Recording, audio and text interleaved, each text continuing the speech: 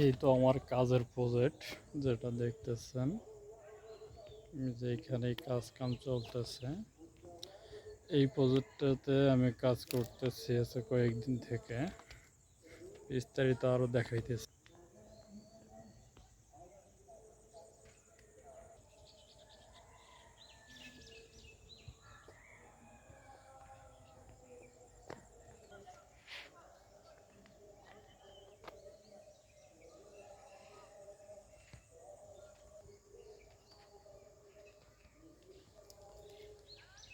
এভাবেই কাজ একের পর এক প্রজেক্টে কাজ করতে হইতেছে। যে যেখান থেকেই দেখতেছেন অবশ্যই কমেন্টে জানাবেন, চ্যানেলটা সাবস্ক্রাইব করবেন।